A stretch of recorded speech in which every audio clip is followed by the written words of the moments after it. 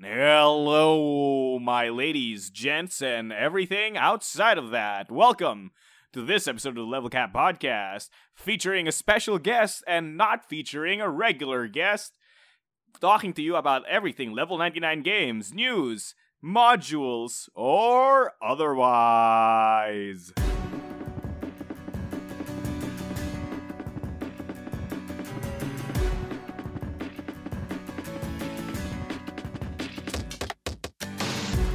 Hello. Mystical new voice. Who are you? Huh? Where's Brad? What happened? I killed Brad and I'm currently wearing his skin. Oh no. I am the new overlord. Okay. I'm Alice. I basically am in charge of all of the tabletop simulator stuff for level 99 games. Hey, Alice. Hi. Or should I call you Brad, since you are apparently wearing his skin? And which I assume is fancy for just wearing the fedora hat. Yeah, pretty much. So oh my gosh. So how are you in this fine, I can't say New Mexico, London afternoon? Are you in London? I'm just assuming you are. Is that bad to assume that? Is that a bit of a hasty generalization? No, it's fine, but I'm actually in the north of England, where it's colder and wetter. Wait, okay. Northern England.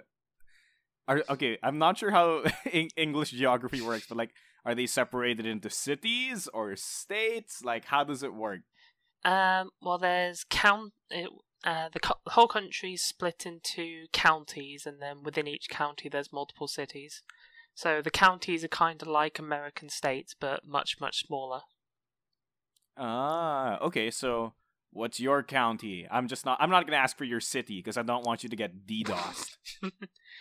I cannot remember. I think it's called Cleveland. Okay. Isn't that okay, right. So that's not the American Cleveland. This is the English Cleveland, the OG Cleveland. Yeah. I mean, America has a New England, so my gosh. Chances are they copied Cleveland from us too. Yeah, I mean, what do you call this? New York is New York because there's a York in England, right? Yeah, York is actually a bit south of me. I've been there a few times. Oh, how's York? I assume it is nothing like New York. It's not bad. I've been around there a couple of days on days out. Once accidentally when I was getting a train home from where I go to university, and the train was late leaving the city my university's in. We get to the station where I'm due to catch my transfer, and we're sat waiting outside the station. I'm like, what's going on? Why have we stopped? Turns out that we were waiting for a train to leave before we could pull into the station, because it was like a single platform station in the middle of nowhere, and the train we were waiting for to leave before we could pull in was the train I had to catch to transfer. Nice. So did you hop off the train and then run like an anime into the other train? Nah, I basically just had to stay on the train until York, and then find out there was no trains left from York to home at that time of night. So, because it was down to the train company's fault, they basically paid for like a £50 taxi to travel halfway across Yorkshire. How long is that travel time? In hours, please. Don't give me a distance, because I will die. If I remember, I think it was 50 minutes from York to home. That's not that bad. That's average travel time for me. I mean, yeah, that's not bad for other countries. It's I've seen a picture of an outline of Texas laid over Central Europe, and it literally takes up most of Central Europe. And it's just okay, now I can see why it's quite baffling to people in Texas that you can drive for 40 minutes and be in another country over here. Whereas over there, Texas it's is huge. Yeah, they can drive for hours and barely be in the next city. Oh, same for me. except like the distance between one city and another city is less than 10 kilometers.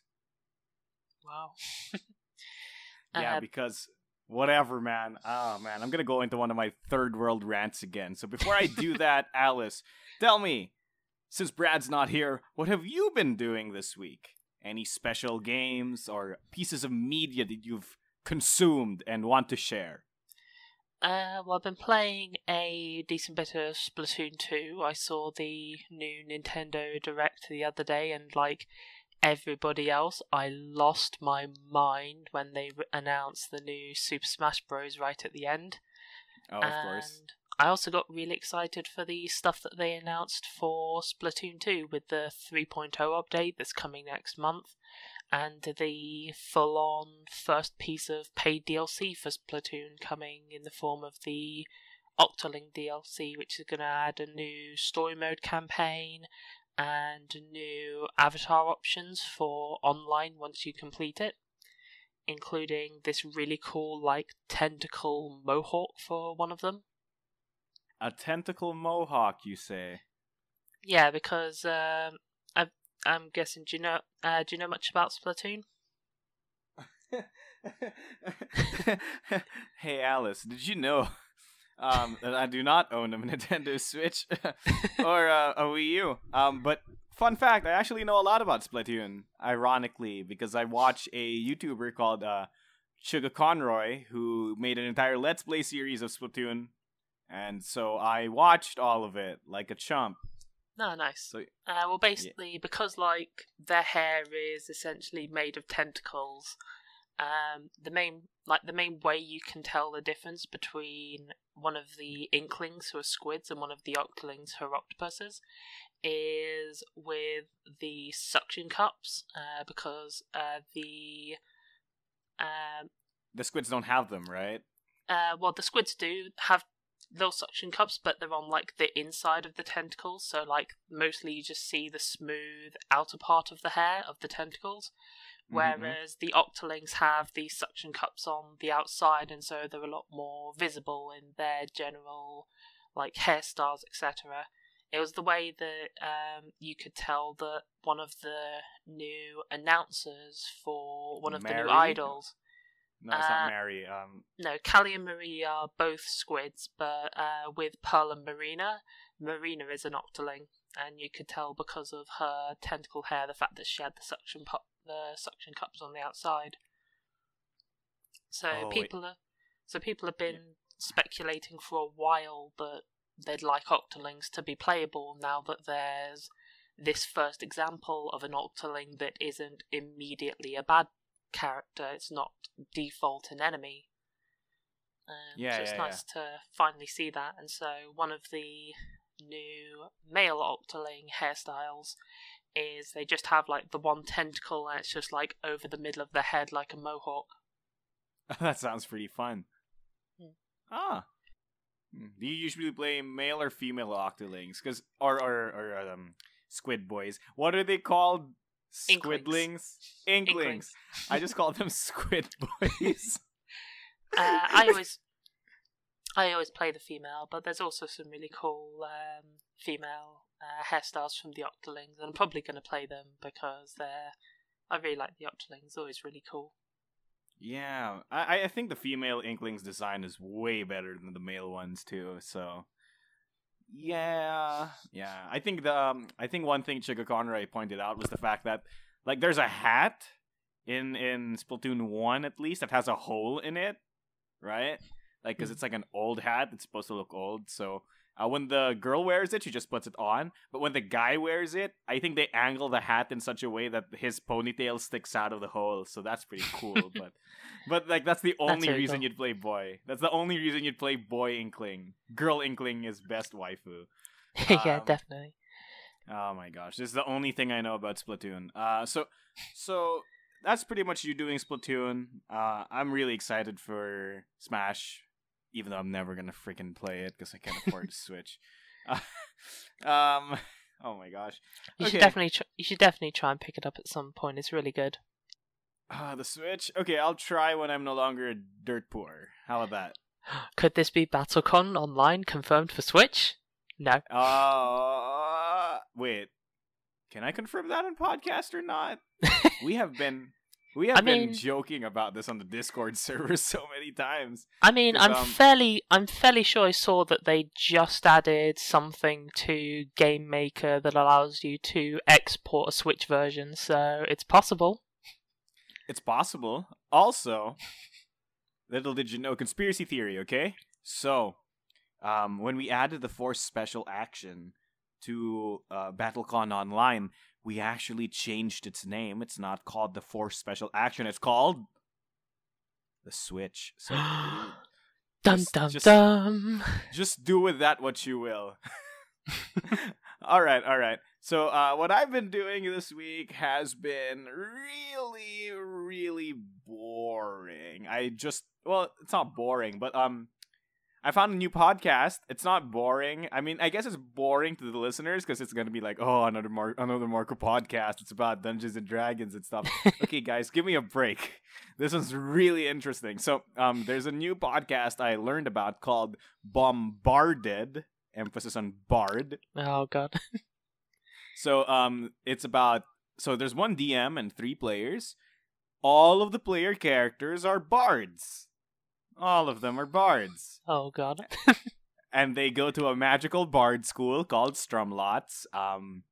And the gimmick of this podcast is not just the fact that they're all bards, but also the fact that all of the players, all of the people playing the characters, are also real life musicians.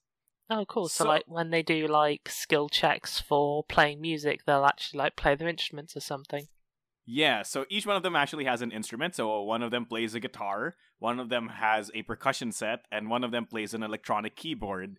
So what they all do is when they cast their spells, when they do skill checks for music, they all play on their actual instruments. And the DM, his requirement is that because they're in a bard school, he essentially creates a plot point that forces them to make a song. That's right? really cool. So, for example, like, the teacher goes, okay, for your next test, you guys need to come up with a song talking about your adventures for the past few weeks.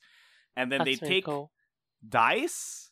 They take dice that have chords on them, and then they roll it, and they basically randomly determine what set of chords they can use for the song, and what percussion, melody, and genre of music the percussionist has to give. So they end up doing stuff like, I don't know, like fusion mariachi jazz, and then they have to like make a song about it that fits the situation that they're currently in.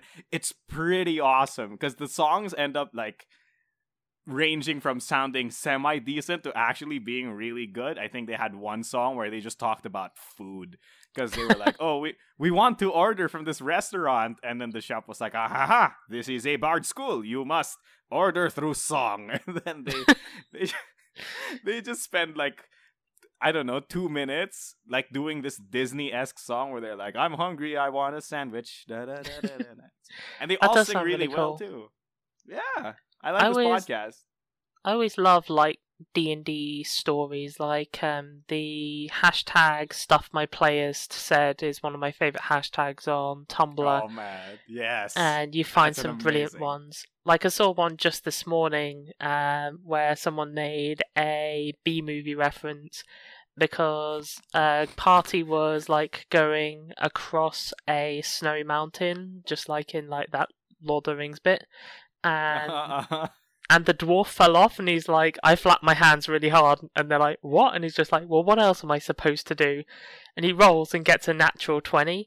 And the DM's like, roll again. He gets another natural 20. And the DM's like, fine. For some reason, the dwarf is able to just rise back up from where he fell down just by flapping his arms really, really hard.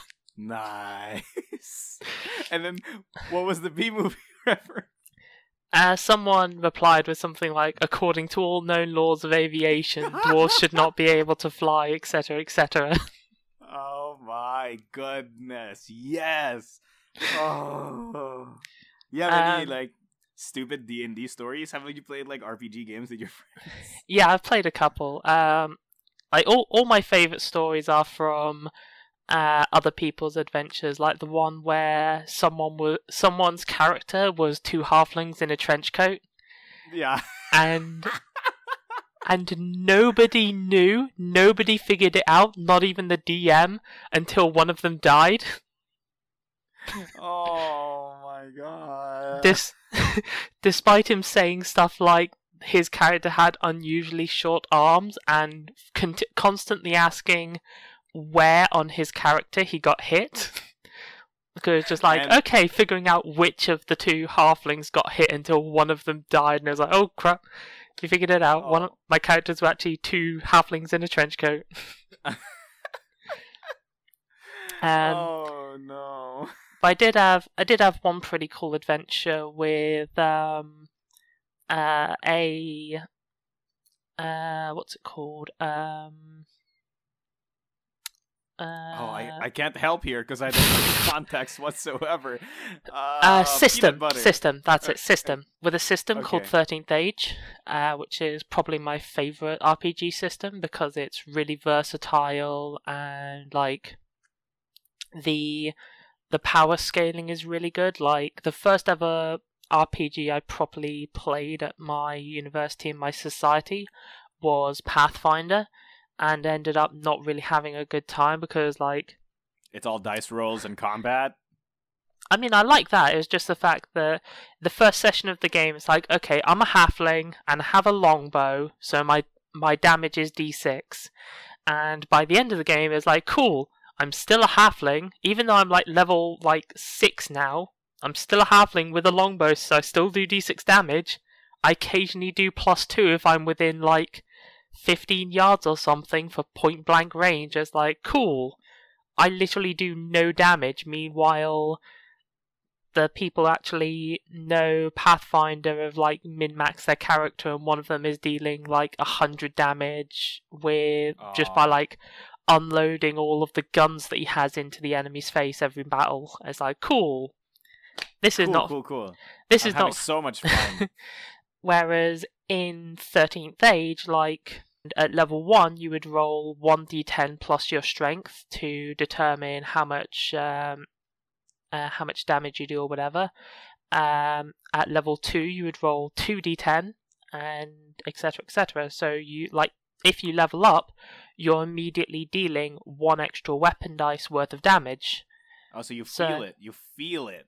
Yeah, so you naturally scale up as you go, and same with the spells. Each of the spells is you get a level 1 spell, it's got the stats for the level 1 spell, and there's if you take it as a level 3 spell, it's this, 5 it's this, 7 it's this, 9 it's this. So all of your spells can also scale up with you and become stronger as you level up. Oh, okay. So it's it's not like D&D at all, wherein you basically just when you get spells, they stay bad. It's like Final Fantasy, right? Fira is always going to be worse than Firaga, right? Yeah. That's just how it goes. Okay, I see. If you really like progression, have you played Millennium Blades, Alice? Ooh, level 99 shill. Yes, I have played Millennium Blades. I pretty much always go for a Ducky Ranger deck. Okay, oh wait, my mistake. No, my mistake. Not Millennium Blades. I meant Mystic Empyrean. Brain fart. No, I haven't played Mystic Empyrean, no. If you like progression, that is literally the entire point of Mystic Empyrean. I'll definitely give it a look then. So in 13th Age, in addition to that, it's got a lot of customization. You get a choice of 3 talents which you can pick from your class's different talents, and you can mix them and match them in different ways. I think there's 2 different rogue talents which basically go, instead of using dexterity, you use this. I think one of them is charm and one of them is wisdom instead of using dexterity or something like that. There's basically a muscle wizard talent for mages, which means you use your con instead of your intelligence to cast spells, and you just end up as a really buff wizard. I am El Macho, the most powerful wizard, and Okay, I think that's a cool character idea. You're a muscle wizard, right? And you punch people. That's your spells. Like I cast fireball, and what you actually do is you just punch him. Yeah, I cast fist. Exactly. Oh my gosh. Yeah, so Okay, so what's the name of the system? 13th Age? yeah, 13th Age. And Okay. if the sorry. DM's okay with it, you can even take talents from other classes. So the way I built my bard was I took the Jack of Spells, which lets me pick any spellcasting class and know one spell of my level from that class. Okay. And then I used one of my feats that I got for level 1 or my only feat for level 1 I think it was, to upgrade it so that instead of using whatever the normal casting modifier / damage modifier is for those spells, I use my charisma instead. So I could use, say, intelligence-based wizard spells with charisma instead, or wisdom-based warlock spells with charisma instead. I am so handsome / beautiful. This spell will work. Yeah. Oh my god. And so I took that so that I could basically take as many lightning powers from like take lightning bolt from wizard, and when I upgraded it I could take a second spell from another spellcasting class. I was going to take forked lightning from warlock, etc. So what was the lore behind your character? Like, you just shoot lightning while doing songs? Yeah, she's basically she's a bard who grew up like learning to play instruments, and then one day she got hit by lightning and survived. And Nice. this like crazy, and it like left her with like a minor innate ability to control lightning magic. And so this like crazy wizard that lived at the outskirts of her town basically taught her how to control her powers so that she can do both songs and shoot lightning from her fingers. And then the final talent I picked was I basically just picked a dual wield talent from the ranger class. Are you dual wielding instruments? Please tell me you're dual wielding instruments. No, I was dual wielding swords. I did at one point in the RP surf a piano down a street in the middle of a town. That was mostly on fire because our DM decided to basically allow the group leader to meta the hell out of it and use like his real world knowledge of stuff to literally create napalm. Nice. Because like here's the thing, when you play RPGs, it's not always about sticking to the rules. Sometimes it's doing the stuff that'll make it the most awesome. Yeah, so we kind of leveled an entire city. We're basically playing a group of pirates, with our leader being a Menonist dark elf, which actually makes sense for dark elves because in their society, the women are the dominant and the men are the ones that are oppressed. Ooh, okay. That sounds pretty interesting. And then there was me, the Thunder and Lightning Bard, because in 13th Age, instead of saying sound damage, because that doesn't sound as cool, they call it thunder damage. Oh, because thunder is sound. See, for the people who know science, it actually works. Yeah, so I designed this bard based around thunder and lightning. And, that sounds awesome. Our first major battle, we had to go into this bar that was full of lizards and kobolds and stuff like that to track down these guys. And my captain and a couple of the big fighters went to go deal with the lizard men, and me, who'd just joined the crew, because I was like, okay, this could end up creating some interesting stories to tell via the medium of song, because my character was a bard. So I was like, yeah, I'll join this pirate crew to get some good stories for my songs and my bardic tales. So I was like, okay, I'm in charge of distraction. So I basically went up onto the stage. I used one of my sort of signature little trick things because I chose wizard as the class I was taking spells from. I also got to choose a number of these like very minor spells that wizards can Cantrips? take. Yep. Like cantrips? Yeah, I was able to take a few cantrips. So like I chose like an echoed voice one, which allows me to create voices, because I was like, okay, I can magically create my own backup singers. Oh, okay, and modulate your voice, I assume. Yep. Oh my gosh. And I took like a dancing lights one, so I could create like coloured lights behind me. So like one of my lights? basically. So one of my things is basically I like put the light in a little bottle, throw the bottle up into the air, and then blast it apart with sound to make like this really cool effect. So I used that to get everyone's attention and like started playing to distract them. The captain basically went, "Dave, go make friends." And Dave, of course, being an idiot, didn't get it, so he went up and actually tried to make friends with them. Nice. And I think the captain ended up accidentally shooting Dave in the leg. Oh my gosh, your party is completely dysfunctional, and I absolutely love it, Alice. And Definitely. We should probably talk about their adventures more, but we need to get to the important bits of this podcast, so that's what we've been doing. But Alice, I have a question for you. Do we have a character of the week? Iri. No, you said Iri Alando Diamorella. No, you're supposed to say no, Alice. You're supposed to say no. Okay, no then. Do we have a pipeline? Mainly because Iri isn't the character of the week. She's the character of eternity because she is best girl. Oh, okay. So she's your waifu. I see. Everybody knows that best girl is obviously Robert from the original War of Indians. I'm a very religious man. I can identify with my waifu Robert. Okay, so.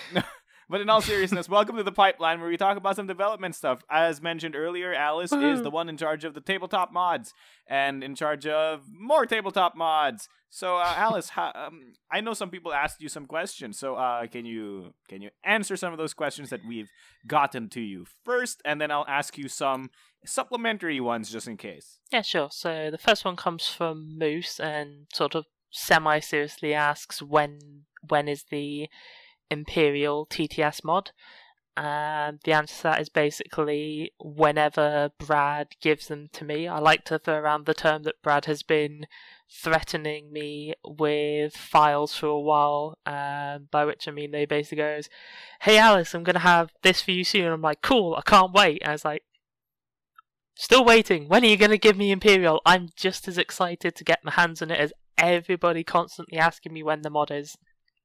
Yeah, where is it, Brad? Where is it? Where are you, Brad? That's why Brad's not on this podcast. He's hiding from you. True.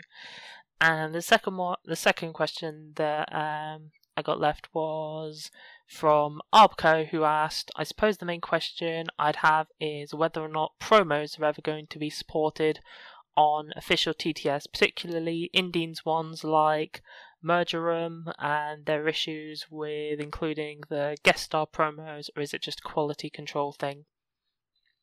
So again, that one isn't really in my hands. It comes down to, I believe, mainly like Brad and Ithri. Like we got like the Exceed promos in, so it's possible that we'll get stuff like Bacon promos in later on. I'm pretty sure that like one that I've been asked about a bit on the comments section of the TTS mod. I don't think Mega Man Pixel Tactics is likely to come along anytime soon.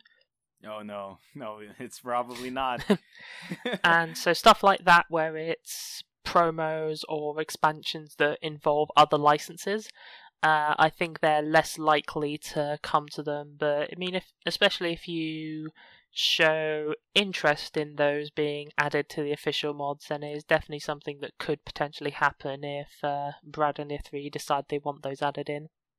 And you could possibly convince them if you like constantly harass them about it. Oh god, no. Just kidding, don't do that. Please don't do that. No. Definitely don't do that. That'd be a bad idea. All in due time. Though I think that's an exception for Exceed, because Exceed only exists as other licenses, so like yeah, pretty much. Yeah.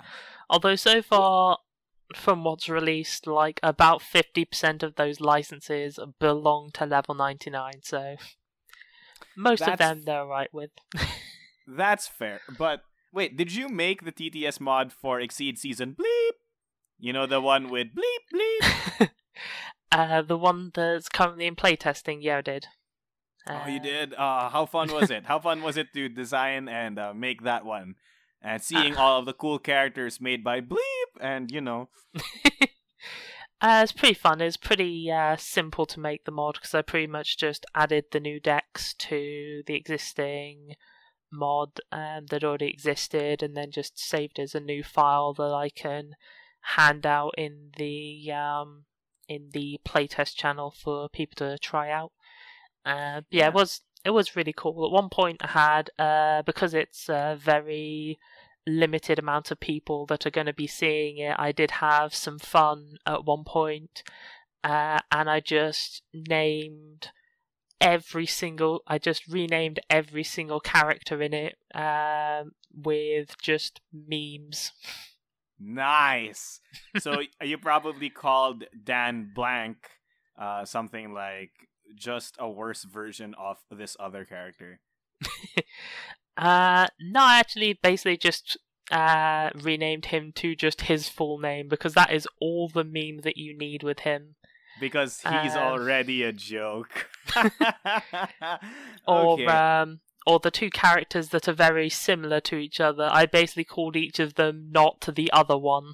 Nice. I'm not blank and he's not blank. Yeah. Oh my gosh. Okay, I think we're dropping too many hints about what series this is. So with this in mind, can I ask you a few questions about TTS mods? What does it take to make a TTS mod actually? Because you know some people might want to make their own games in TTS. You know, for playtesting or whatever. So, like, do you need to know how to code, or is that how it works, or are they just like empty objects that you drop pictures into? How does it work? They're basically empty objects that you drop pictures into. It doesn't require any coding. There is some stuff that you can do with coding. It's not a language I'm massively familiar with, so I'm still trying to learn the coding side of it so that I can do some cooler things. Like the most I've got going at the moment is that in certain mods it will auto shuffle decks at the beginning. So it's like, oh cool, these will just auto shuffle so that you're not accidentally running into the risk of people forgetting to shuffle those and then being the same every time, sort of thing. I see. Wait, what's the language? What language is it like coded in for scripts? I think it's called Lua. Yeah, like it's not one I've ever really touched, although the stuff I'm currently doing at university I'm noticing some similarities to it. So the most recent stuff I've been doing at university has been helping me to wrap my head around Lua and vice versa. Are you a CS major? CS? Yeah, like computer science? Oh, I'm doing computer games programming course.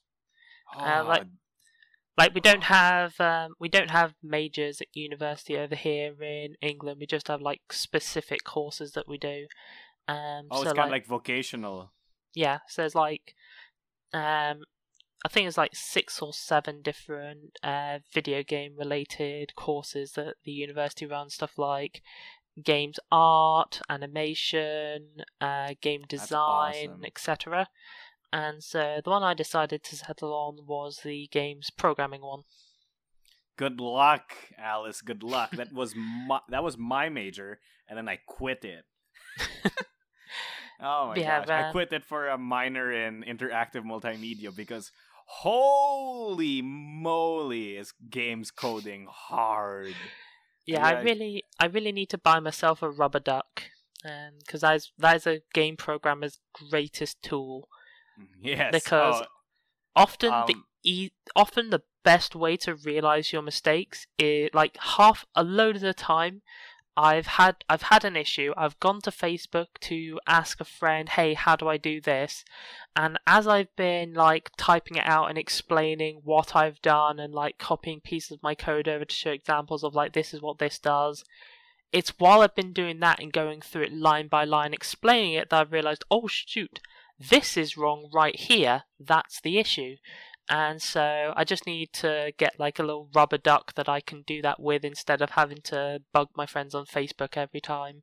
Just something that I can explain my code to until I get it through my thick skull what is actually the problem. So that can be a helpful little tool for programming. For anything, really. Like being able to explain the step-by-step process to anything really helps. But yeah, rubber ducky coding. I love rubber ducky coding, except I don't do it. I just talk to myself, so I seem like a crazy person. Though I guess talking to a rubber duck makes you equally a crazy person, so it's up to you. I heard about a class that had to ban the rubber ducks because coding students would keep throwing them across the room when they realised their mistakes. Imagine like some war zone with ducks. But yeah, so you don't need to know a huge amount of coding to do Tabletop Simulator. I see. Actually, putting together a mod is relatively simple, because to make a deck of cards, you just create a custom deck object, and it'll ask, okay, give me an image for the front of the card, an image for the card back that I'll copy onto all of them. And then it'll ask you information like how many times am I cutting this image vertically and how many times am I cutting it horizontally to give you each individual card. So you can feed them those like print and play PDFs. Sort of, but they generally need to be like if you just cropped out, say, the 3x3 card portion of print and play, then yeah, that would work perfectly fine. But TTS itself actually comes with a really small program installed with it that does a lot of that work for you, where it's just like, okay, how wide and how deep do you want it to be, and then it auto segments it, and then you just drop in the images and it places them in the right place and scales them as needed and makes sure they're all nice and neatly lined up, and that allows you to easily create those deck images that you need. Oh, that sounds wonderful. Then beyond that, the thing that differentiates like mine from like your average tabletop simulator mod that you might find on the workshop is a mix of the quality of assets, because most of my stuff that I do is commissioned work. I get my assets directly from Brad source. And Ithri, so they're like a lot higher quality than if someone just say took the print and play and just spent ages cutting it out, which is something I have had to do a few times to make mods. The worst of those was a game where I just took the print and play and just for fun in my own time made a mod of it because I wanted to try it out, and the other fan-made mod that was on the mod workshop was just atrocious. Like, it was really obviously done by someone who had no idea what they were doing, so there was a ton of issues with it. So I was just like, I can't bear to look at this as someone who does this semi-professionally. This is just too horrible to look at. And in the space of a day, I made a new one, and it ended up with like 2-3 times the subscriptions of this one that had come first. Oh man, showing them how it's done, Alice. Show them how it's done. Yeah, so the quality so the problem with that print and play was the cards had very large and pitch black borders around the cards. So it was like, oh joy, I can't like see at a glance where I actually need to cut the cards out, because it's not like because they had no space between the cards or like right up against each other with solid black. So it's like, cool, I physically can't tell where one card ends and the other begins. So guess. Well, in the end, I basically had to like rescale them to like 2,000 pixels by 1,000 pixels or something like that, and then count the pixels. So I was like, okay, the first card will be from 0 to 500, the second one will be 500 to 1,000, etc. Like, Oh, that sounds atrocious. That sounds. See, this is why in our print and plays there is space between cards. Yes, it is super helpful. Oh my gosh. So yeah, so the quality of the assets that I get is one major difference, and then it's just like a load of little things. Like one thing that helps me is that I am super OCD about things, so I will literally go into the options for things in the with the editing tools available within the game, and I will adjust things so that they are like pixel perfect, lined up with each other where possible. Wow. I can't do it. I'm just not that clean. like yeah. I'm like 500 to 501. Works. Same. It's the same. But I guess that small kind of like that attention to detail that you have makes your mods really, really nice. I guess that's why Brad pays you to make them. Honestly, I appreciate your mods in Tabletop Sim, though I barely get to use them anymore since my main game is, guess what? Guess what's my main game, Alice?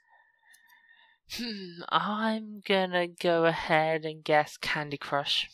Oh man, no, that's incorrect. It's actually AdWords. No, just kidding. No, it's BattleCon. Gosh, so yeah, ever since BattleCon Online came out, Tabletop Sim mod has gone down in use for me, but I think you're eventually gonna have to make the Imperial mod, and more importantly, 7th Cross one. Oh god, I'm so excited for 7th Cross. Unfortunately, I had to let Brad down a bit because it was like, oh, would we be able to do like the whole like vertical stand thing for the TTS mod of 7th Cross? And I'm like, oh, I wish that we could, like, as far as getting the actual thing into the game, that would, and like getting the actual model for this stand into the game, that would be 100% doable. Unfortunately, TTS doesn't like multi-layered things. Like when you pick something up and when you're like dragging it around the board, it will always auto hover stuff over the top of everything else. So it'd actually be impossible. hard to impossible to actually have it so that you could actually place stuff on like a level underneath a shelf, because it would keep just putting it on the highest part of that sort of layer. It could possibly be done with a massive amount of coding that I could eventually maybe learn, but in the end it'd probably just be better to have the map flat on the ground. You just have the minis sideways instead, right? Or possibly even just use like the art assets to make little round tokens for the characters instead of going with the like unpainted miniatures essentially. But you can do them sideways and you look cool. Possibly, it's something I'd definitely consider. But I've found that generally, like when it's like something that's meant to be standing up, it can oftentimes just be better to have like a round disc with that character's artwork, because it ends up looking, just from an aesthetic standpoint, a lot better when it comes to actually playing. Like at a glance you might struggle to tell what a miniature is, especially once the miniatures start to get more detailed, whereas if it's just like the characterized, like, yep, that character is that. You know what? And you can this use just colors. Means you have to paint the models, the minis. This is part of your job now. Artist. Oh god, I'm not an artist. Like, I basically barely know enough editing, like image editing, to like cut and resize and occasionally edit stuff for when I need to, for when stuff isn't quite right. Like one of the games that I make the mod for, I'm not exactly sure why, but the like source files always come through with like 10 pixel wide border of transparency around the edge of the card. I'm like, okay, I need to take every single image into the program I use called GIMP and just yes, What? sister, you're my GIMP sister. Like, I use GIMP professionally, like literally for like they're like, Margo, why did you use Photoshop? Like, shut up. because GIMP is free. Not only that, because I'm used to GIMP, I'm just too lazy to transition. But yeah, so just open up every single image in GIMP and then just go, okay, auto crop that one, auto crop that one. Oh, this one, it literally doesn't have any background, so I need to add a new layer of white and drop it behind to make the card actually readable. But you don't know how to draw. Yeah, I don't know how to draw, but like, when I was first doing the Tabletop Simulator mod for Exceed, one issue that I had that I didn't realize because it didn't show up that well in like the folder viewer thing, that I didn't realize is that the basic attack cards for Red Horizon were actually transparent, and so like it basically just needed like it used like different levels of transparency to get like the shadows and stuff on those cards, and so basically just needed like a white backdrop put behind it to actually look decent. And like when I just dropped it into the image program and loaded them in, they ended up looking really dark and really weird because I guess it gave it like automatically gave it like a black backdrop behind the transparency.